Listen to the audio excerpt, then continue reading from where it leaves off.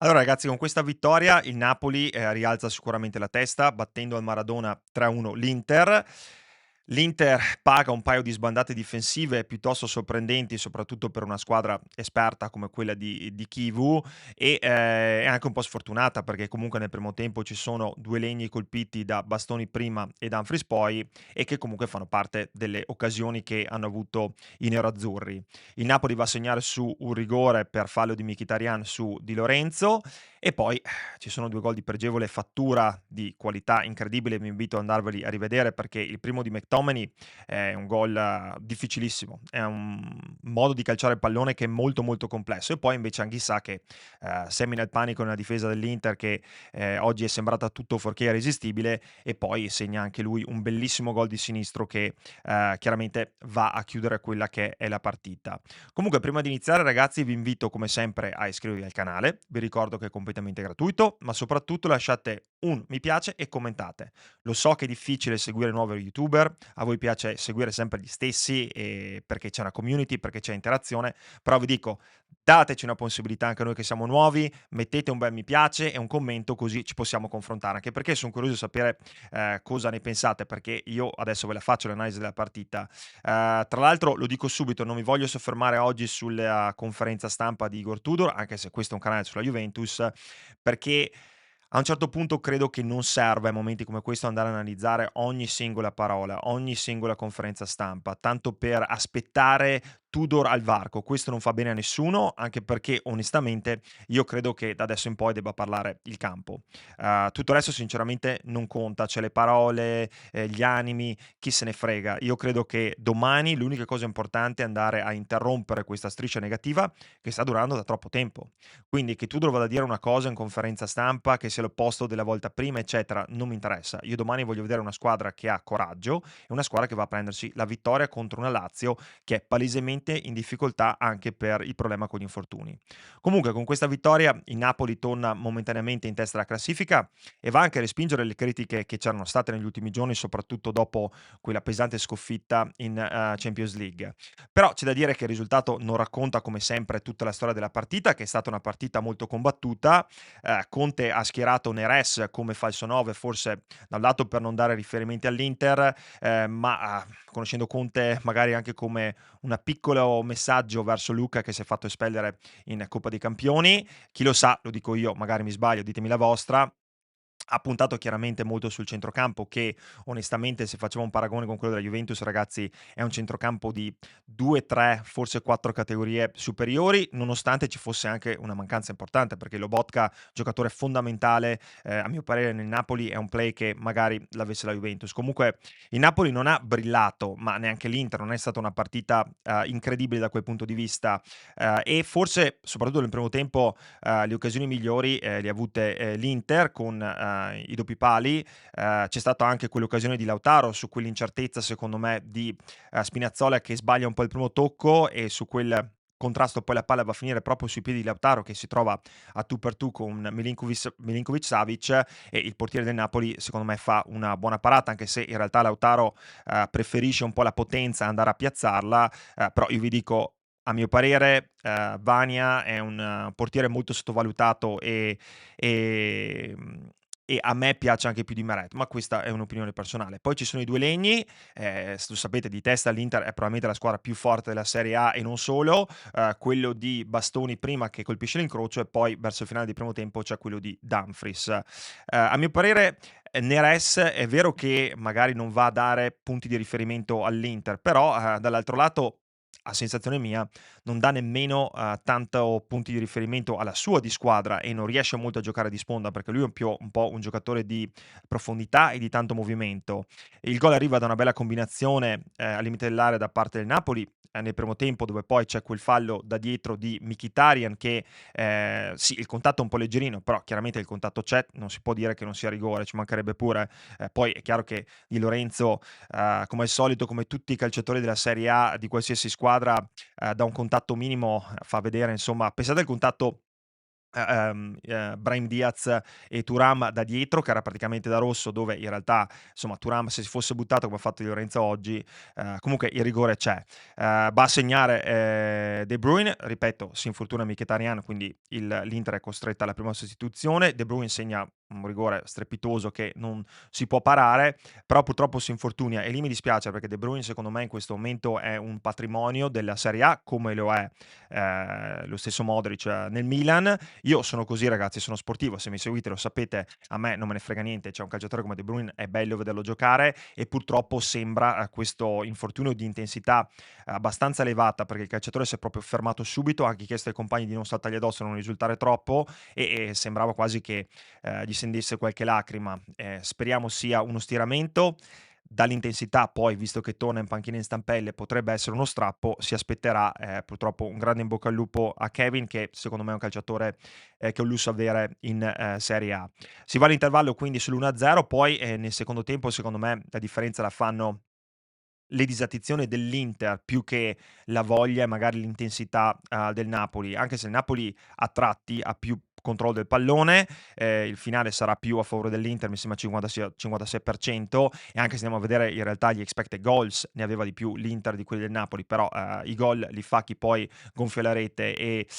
McTominay e Anguissa, ripeto, fanno 2 gol su 2 sbandate dell'Inter, ma i gol di per sé sono di una difficoltà coefficiente di difficoltà incredibile. Ripeto, McTominay fa un gol che magari i nostri attaccanti, quelli della Juve, fossero in grado di fare incrociare un tiro in quella maniera col pallone che rimbalza, difficilissimo. E poi anche Anghissa fa un qualcosa di spettacolare, però i nerazzurri onestamente hanno concesso troppi spazi enormi che il Napoli è stato molto bravo a sfruttare. Se pensiamo alla partita contro il Real, vedete la differenza la fa quella, perché in realtà il Napoli non ha dominato l'Inter, però le occasioni le ha messe dentro, la Juventus quelle che ha avuto ha sbagliato e poi il Real ti ha punito. Il momentaneo 2-1 lo va a segnare Çalhanoğlu su rigore, dopo un fallo di mano di Buongiorno che chiaramente c'è. A me quei falli lì comunque fanno un po' ridere, ma io capisco che è una posizione naturale, ma in realtà lui poi si sta girando, non guarda neanche il pallone, non lo so, ormai i rigori si danno così, è chiaro che c'è un colpo di mano, però dico, nel calcio mio che vorrei vedere quei rigori lì, non lo so, li valuterei in maniera diversa, però comunque va a segnare Çalhanoğlu che spiazza Milinković-Savic. Dopo però il terzo gol, chiaramente che è quello di Anghissa, quindi diciamo che a livello di temporale c'è l'1-0, 2-0, 2-1, 3-1, tanto per non essere disorganizzato. Comunque dopo il terzo gol dico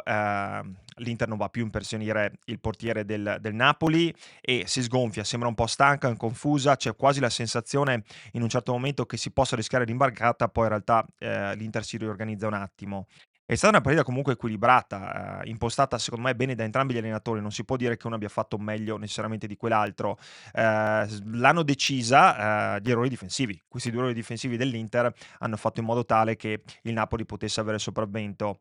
Però secondo me, non voglio essere polemico, ditemi la vostra, siamo qua per quello, ancora una volta si è vista più la paura di perdere, quasi sopraffare la voglia di vincere di entrambe le squadre. Secondo me ottobre non dovrebbe essere così, nel senso se si perde questa partita non si è perso nulla. L'Inter fino a 3 settimane fa, dopo quella sconfitta contro la Juve, era già a meno 6 punti, oggi se vinceva andava in testa da sola, quindi vedete è un momento del campionato dove vittorie e sconfitte non sono decisive, danno delle indicazioni, però ad oggi uno che ha visto la partita non può dire che il Napoli è nettamente superiore all'Inter. Ci sono episodi, il calcio è episodico, questa è la realtà, però io dico che il calcio italiano in questo momento è troppo tattico, troppo lento, troppo poco spettacolare. Cioè, se si guarda una partita di Premier League sembra di vedere una partita che è 3 volte più veloce, noi giochiamo un po' a rallentatore e il tatticismo e questa paura di perdere secondo me vanno a intaccare parecchio quello che è lo spettacolo, aggiunto anche a tutte le interruzioni, ai falli accentuati, alle perdite di tempo. A me non piace, ma questo lo dico io, cioè nel senso è un'opinione personale, il calcio così per me diventa molto noioso e non è che tutte le partite devono finire 4-3, c'è spettacolarità anche nell'1-0, però ci vuole un po' più di intensità, che oggi secondo me non è che sia mancata, però è mancata un po' la spettacolarità per una partita di questo livello. Però dall'altro lato c'è anche da dire che il Napoli e l'Inter hanno un'identità, ce l'hanno chiara irriconoscibile, nonostante l'Inter abbia anche cambiato allenatore. Kivu è stato in grado in poco tempo di dare un'identità molto chiara alla sua squadra. La Juventus invece non ce l'ha, non ce l'ha per nulla. È ancora una squadra in cerca di se stessa, non sa bene chi è, non sa bene cosa vuole fare e secondo me questo è l'aspetto più preoccupante se pensiamo al futuro, per quest'anno della Juventus e anche al recente passato. Un po' stata la stessa storia per, gli ultimi, 5 anni. Tra l'altro bisogna anche dire, visto che poi si va sempre un po' a trovare delle scuse come fa Tudor per quanto riguarda il calendario, questo e quell'altro, ricordiamoci l'anno scorso l'ammontare di infortuni che ha avuto la Juventus a inizio anno, beh quest'anno se pensate al Napoli, oggi si è presentato senza i 2 attaccanti titolari, Lukaku lungodegente, Højlund comunque fuori già da un paio di partite, il play, Lobotka, giocatore importantissimo, il portiere, io preferisco Milinkovic-Savic, però Meret è stato il portiere dei 2, scudetti, quindi non è che si possa andare a dare per scontato, perché comunque ha un peso. E invece, insomma, all'Inter mancava il solo Thuram, che è stato molto incostante dal punto di vista fisico nell'ultimo anno. È un'assenza importante, però non si può chiaramente andare a fare un paragone con, il Napoli che in questo momento, è sicuramente più in difficoltà. Comunque, detto quello, nonostante le emergenze, credo che il Napoli e l'Inter, si giocheranno questo scudetto fino alla fine con il Milan che potrebbe essere, nonostante il pareggio di ieri, il terzo,